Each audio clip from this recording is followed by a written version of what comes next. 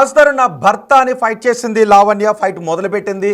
ఆ తర్వాత ఎన్నెన్నో మలుపులు తిరిగి రాస్తరును ఉన్న ఇంటిని కూడా, ఎక్కడైతే లావణ్య ఉంటుందో ఆ ఇంటిని కూడా లావణ్య ఎందుకు కోల్పోవాల్సి వస్తుంది, దీనిపైన మాట్లాడదాం. లావణ్య లావణ్య మనకి అందుబాటులోకి రాబోతున్నారు. డైరెక్ట్ లావణ్య మాటల్లోనే మనం విందాం. లావణ్య ఇంతకు ముందు కాల్ చేశారు, కాల్ బ్యాక్ చేశారు మనం చేసిన కాల్తో. సో మెసేజ్ కూడా వచ్చింది. ఎస్ లావణ్య గారు. హలో అండి. హాయ్ లావణ్య గారు. హాయ్ అండి. లావణ్య గారు, మరో కేసు నమోదైంది మీ పైన. అవునండి. తెలీదా మీకు? లేదండి. లావణ్య గారు, సునీల్ అని మీ పైన కేసు నమోదు చేశారు. మీరు ఉంటున్న ఇల్లు రాస్తారు ఇల్లు ఆయన కొనుక్కున్నాను అని చెప్తున్నారు. మీరు మందిని తీసుకుని వెళ్ళి ఆ ఇంట్లో ఉంటున్న వాళ్ళపై దాడి చేశారంట, ట్రెస్పాస్కి పాల్పడ్డారంట. ఏ ఇల్లు అండి? రాస్తారున్ పాతిల్లు. రాస్తారున్ పాతిల్లు అంటే మీరు రాస్తరుణ్కి సంబంధించిన ఏ ఇంట్లోకి, రాస్తరుణ్ అమ్మేసిన ఏ ఇంటికి కూడా వెళ్ళి మీరు గొడవ చేయలేదా? రాస్తరుణ్ ఏ ఇల్లు అమ్మేశాడు నాకు తెలియదండి. రాస్తరుణ్ అమ్మేసిన ఇంటికి నేను వెళ్ళైతే గొడవ చేయలేదు. మరేంటి మీపై కేసులు నమోదయ్యాయి? ఏ ఇల్లు అండి? కోకాపేటలో కోకాపేటలో పావని బోల్వాడ్లోనే కదండి నేను ఉండేది. అవును. ఏమైంది ఆ ఇంటికి సంబంధించి అసలు? మీకు తెలిసి ఉండగా అయితే నేను అక్కడే కదండి ఉంటున్నాను. నేను ఉంటున్న ఇంటికి నేను వెళ్ళి ఎందుకు గొడవ చేస్తానండి? పోనీ ఆ ఇంట్లో ఇంకెవరైనా ఉంటున్నారా? వేరే ఎవరైనా వచ్చి ట్రెస్పాస్కి పాల్పడ్డారా? నేనే ఉంటున్నాను. వాళ్ళే దౌర్జన్యం చేసి లాస్ట్ టైం ఏమో మా అత్త మామ వచ్చి మా కొడుకిల్లు మేము ఉండొచ్చా అన్నారు. వేరే ఛానల్స్ ప్రతినిధులు కూడా వచ్చి సాగనంపారు మా అత్త మామని. సరే అని చెప్పి నేను వాళ్ళని ఆహ్వానించాను. దాని తర్వాత నా పైన దౌర్జన్యంగా దాడి చేసి ఇంట్లో సామాన్లన్నీ రాత్రి మాయం చేశారండి. ఎప్పుడు మాయం చేశారు? అదే అండి, ఇప్పుడు ఎవరైతే సో కాల్డ్ బినామీ ఉన్నారో వాళ్ళు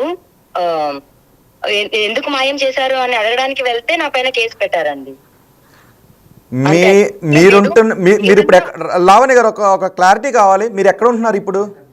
నేను అదే విల్లాలో ఉంటున్నానండి. సామాన్లు రాత్రికి మాయం చేశారు.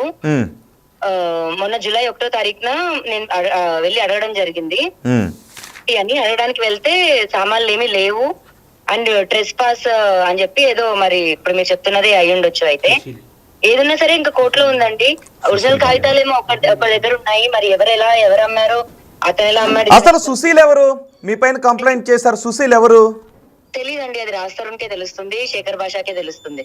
సుశీల్ ఎవరో కూడా మీకు తెలీదు? నాకు తెలీదు. అతని ఫేస్ కూడా ఎప్పుడు చూడలేదు. ఓకే. ఇంకొక విషయం క్లారిటీ కావాలి. న్యాయస్థానంలో ఈ ఇంటి గురించి కేసు నడిచింది, మీకు ఆ ఇంటికి ఎటువంటి సంబంధం లేదు, ఖాళీ చెయ్యాలి అని న్యాయస్థానంలో ఏదైనా తీర్పు వచ్చిందా? లేదండి. దాని గురించి నేను నిజంగా క్లారిటీ ఇవ్వాలి అనుకున్నాను.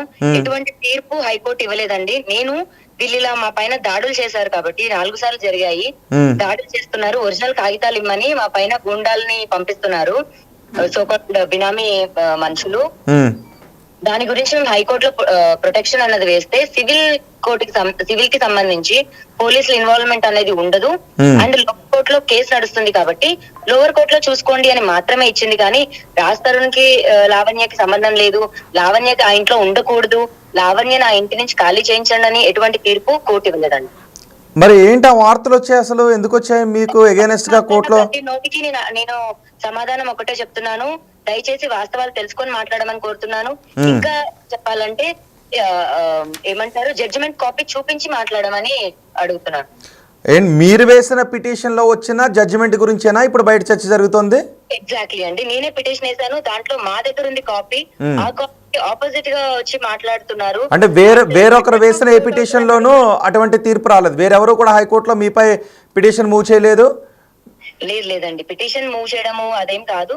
లోవర్ కోర్టులో జరుగుతుంది కాబట్టి లోవర్ కోర్టులోనే చూసుకునే మాత్రమే వాదన ఇచ్చిందండి. ఓకే. లోయర్ కోర్టులో మీ అపోనెంట్ ఎవరు?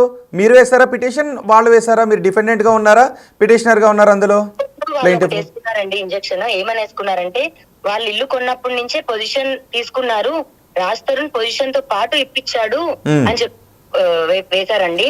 ఓకే. అంటే సుశీల్ కుమార్ అనే వ్యక్తి మీ పైన కేసు వేశాడు, రైట్? ఎవరు వేశారో తెలీదు, బట్ వేయడం అనేది జరిగింది. కానీ పొజిషన్ తో పాటు రాస్తరుణ్ ఇవ్వలేదండి. మేము ఆ ఇంట్లో ఉన్నాము. దాని తర్వాత పొజిషన్ వాళ్ళు ఉన్నారు అని చెప్పి వాళ్ళేదో వేసుకున్నారు. మరి మీరు కౌంటర్ అయ్యలేదా దానిలో? కౌంటర్ కదండి, మేము కూడా ఇంజక్షన్ వేసుకున్నాము. ఎందుకంటే డాక్యుమెంట్స్ కానీ ఇంకా ఏవైనా సరే కోర్టులో నడుస్తున్నాయి కదా. దానికి సంబంధించి మేము కూడా ఇంజెక్షన్ రాస్తారు పైన వాళ్ళ పేరెంట్స్ పైన వేసామండి. ఇక్కడ మాకు సుశీల్ కి అతను ఎవరో మాకు తెలియదు, దానికి కౌంటర్ ఏం మేము ఇవ్వలేదండి, ఎందుకంటే మాకు అసలు వేశారని కూడా మాకు తెలియదు. సో మీరు అదే ఇంట్లో ఉంటున్నారు? యా అండి, మొన్నటి వరకు. కానీ మీరు మీ మదరు మీ ఫాదరు కలిపి వాళ్ళ ఇంటికి వెళ్ళి తాళాలు పగలగొట్టి వాళ్ళ భయభ్రాంతులకు గురి చేశారు, వాళ్ళపైన దాడికి పాల్పడ్డారు అని వాళ్ళు కేసు పెట్టారు. నార్సింగ్ పోలీస్ స్టేషన్ లో కేసు నమోదైంది. భూ ప్రపంచంలో అందరం షెల్టర్ లోనే ఉంటాం, అందరి ఇళ్లలోనే ఉంటాం కదండి. ఇంటికి కూడా ఒక ప్రాసెస్ ఉంటుంది. అది కిరాయి ఇల్లు అవనివ్వండి, సొంత ఇల్లు అవనివ్వండి, ఖాళీ చేయడానికి ఒక ఇంత టైం అంటూ ఇస్తారు, లేదా ఖాళీ చెయ్యమనైనా చెప్తారు. మాకు ఇటువంటిది ఏమీ లేకుండా డైరెక్ట్ గా అటాక్ చేయడం అన్నది చేశారు. మాకు ఒరిజినల్ డాక్యుమెంట్స్ ఇవ్వాలని మమ్మల్ని బెదిరించారు, వాళ్ళు మమ్మల్ని బెదిరించారండి. మేము ఇది కాదు, మేము ఆ ఇంట్లో ఉన్నామండి ఆల్రెడీ. అదే మీరు చాలా కాలం నుంచి ఆ ఇంట్లో ఉంటూ ఉన్నారు. అవునవును, రాజ్ తరుణ్తో మీరు వివాదం చేస్తున్నప్పుడు, ఈ వివాదం అంతా నడుస్తున్నప్పుడు కూడా అదే ఇంట్లో నుంచి వివాదం నడుస్తూ ఉంది.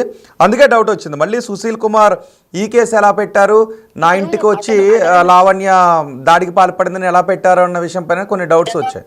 అతను నిజంగా కొన్నారో లేదో మాకు తెలియదు అండి. ఒకవేళ నిజంగా కొని ఉంటే మమ్మల్ని ఖాళీ చేయించమని రాజ్ తరుణ్ అడగాలండి, మా మీద గొడవకు రాకూడదు. అతను ఏమన్నా రాజ్ తరుణ్ తో చూసుకోవాలి. నువ్వు ఇలా లిటిగేషన్ లో ఉన్న ప్రాపర్టీని ఎలా అమ్మావని అతను రాజ్ తరుణ్ మీదకి వెళ్ళాలి. మరి అన్యాయంగా మా మీదకి ఎలా వస్తున్నాడో మాకు కూడా అర్థం కావట్లేదు. లావణ్య గారు మాట్లాడారా ఈ మధ్యన రాజ్ తరుణ్ తో? అతను ఎక్కడ బయటికి రాడు కదండి, అతనికి సంబంధించి అతను షాడో పీపుల్ వస్తూ ఉంటారు, అతను ఎక్కడ బయటికి రాడు కదండి. ఎక్కడున్నాడు రాజ్ తరుణ్ అసలు? వాళ్ళ షాడోస్ కే తెలుస్తుందండి, నాకెలా తెలుస్తుంది? మీకు తెలీదా? నాకు తెలియదండి.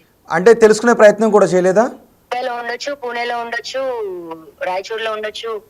మరి తెలుసుకునే ప్రయత్నం కూడా చేయలేదు? ఇంటికి సంబంధించిన గొడవ జరుగుతుంది, ఇన్ని కేసులు జరుగుతున్నాయి, మీరు గతంలో రాజ్ తరుణ్ నా భర్త అని కేసు పెట్టారు, ఇప్పుడు రాజ్ తరుణ్ ఎక్కడున్నాడు అనే విషయం గురించి మరి మీరు తెలుసుకునే ప్రయత్నం చేయడం లేదా? లేదండి, ఇప్పుడు లావణ్యతో మాట్లాడాలంటే మీరు డైరెక్ట్ గా నా నంబర్ కి కాల్ చేసినట్టున్నారు ఛానల్ నుంచి. నేను ఎప్పుడు నా నంబర్స్ మార్చడం కానీ ఇది కూడా చేయలేదు. నెలకు నంబర్స్ మార్చే వాళ్ళని మనం ఎలా పట్టుకుంటామండి? ఇప్పుడు రాజ్ తరుణ్ నంబర్ మార్చాడా? తప్పించుకుంటూ తిరుగుతున్నారు కదా ఖచ్చితంగా. ఓకే, ఈ ఇంటిని ఎప్పుడు అమ్మేశాడు మీకు తెలిసి? డాక్యుమెంట్స్ ఏమైనా చూసారా మీరు? వెళ్ళి వెరిఫికేషన్ ఏమైనా చేశారా? ఈ ప్రస్తుతం ఈ ఇల్లు ఎవరి పేరు పైన ఉంది? ఉండిందైతే నేనే. వాళ్ళ పేరెంట్స్ కూడా లాస్ట్ మంత్ కూడా మా కొడుకిల్లానే వచ్చారు. మరి ఎప్పుడు అమ్మేశారు ఇది అన్నది నేను ఒక 2 days లో బయటకు వచ్చి ఖచ్చితంగా వివరణిస్తాను. ఓకే, మనకు సమయం కొంచెం తక్కువగా ఉంది. నిజానికి మీ దగ్గర నుంచి చాలా వివరాలు తెలుసుకోవాలి. ఈ కేసులో అసలు ఇప్పటికీ చాలా ట్విస్టులు చోటు చేసుకుంటూ ఉన్నాయి. తప్పు ఎవరిది? ఎందుకు మీరు ఇంకా అదే ఇంట్లో ఉంటున్నారు? రాజ్ తరుణ్ ఎందుకు బయటకు రావడం లేదు? ఈ సుశీల్ ఇంటిని ఎప్పుడు కొన్నారు? ఒకవేళ సుశీల్ మీరు కూడా బిగ్ టీవీకి వచ్చి వివరణ ఇవ్వాలి అనుకుంటే మీరు బిగ్ టీవీకి వచ్చి మాట్లాడొచ్చు. నిజానికి లావణ్య మీ ఇంటికి వచ్చి గొడవ చేసిందా, లేదా మీరే లావణ్య ఉంటున్న ఇంటికి వెళ్ళి గొడవ చేశారా, గొడవ చేసి మీరే ఈ తప్పుడు కేసు పెట్టారా అనేది వివరణ తీసుకోవాలనుకుంటున్నాం. ప్రస్తుతానికి లావణ్య అయితే మాత్రం ఒక ఫేక్ కేసు పెట్టారని అంటూ ఉన్నారు. అంతేనా లావణ్య గారు? మీపై తప్పుడు కేసులు పెట్టారని అంటున్నారా? రైట్, నేను ఒకసారి మీ దగ్గర మీ ఇద్దరి వివరణ కూడా తీసుకోవాలనుకుంటున్నాను. నేను ఒకసారి సుశీల్ కూడా మాట్లాడే ప్రయత్నం చేస్తాను. థ్యాంక్ యూ లావణ్య గారు. ఎస్, ప్రస్తుతం లావణ్య అంటూ ఉన్నారు, నేను మొదటి నుంచి రాజ్ తరుణ్తో వివాదం మొదలైన దగ్గర నుంచి ఏ ఇంట్లో అయితే ఉన్నానో ఇప్పటికీ అదే ఇంట్లో ఉంటూ ఉన్నాను. కానీ రాజ్ తరుణ్ ఆ ఇంటిని అమ్మేశారు అంటూ నా దగ్గరికి సుశీల్ వెళ్ళొచ్చి గొడవ చేసే ప్రయత్నం చేశారు. నేను అదే ఇంట్లో ఉంటున్నాను కాబట్టి నేను బయటికి వెళ్ళిపోలేదు. ఎక్కడి నుంచో వచ్చి ఈ ఇంట్లో ఎవరో ఉంటున్నారంటూ నేను వాళ్ళపైన దాడి చేయలేదు. ఈ ఇంట్లో ఉంటున్న నాపైనే సుశీల్ వచ్చి దాడి చేసి నాపైనే తప్పుడు కేసు పెట్టాను అంటూ ఉన్నారు. మరి ఏం జరుగుతుంది? సుశీల్ గారు, బిగ్ టీవీ మీతో మాట్లాడాలని అనుకుంటూ ఉంది. వాస్తవాలు ఏంటి? రాజ్ తరుణ్ లావణ్య కేసులో ఎందుకు ముందు మస్తాన్ సాయి ఎంట్రీ ఇచ్చారు, ఇప్పుడు సుశీల్ ఇల్లు నాది అంటూ మీరు ఎంట్రీ ఇచ్చారు. వాస్తవాలు ఏంటో బిగ్ టీవీ తెలుసుకోవాలని అనుకుంటూ ఉంది. చూద్దాం. బిగ్ టీవీ సుశీల్తో కూడా మాట్లాడే ప్రయత్నం చేస్తుంది. అండ్ ఈ వార్త చూస్తున్న మీరేమనుకుంటూ ఉన్నారు? ఎవరు తప్పు అనుకుంటూ ఉన్నారు? సుశీల్ ఫేక్ కేసు పెట్టాడు లావణ్య పైన అనుకుంటూ ఉన్నారా? రాజ్ తరుణ్ తప్పించుకుని తిరుగుతున్నాడు అని అనుకుంటూ ఉన్నారా? రాజ్ తరుణ్లో న్యాయం ఉందనుకుంటూ ఉన్నారా? లావణ్య వాస్తవాలు చెబుతోందని మీరు అనుకుంటున్నారా? మీ అభిప్రాయాన్ని కామెంట్ బాక్స్లో తెలియచేయండి.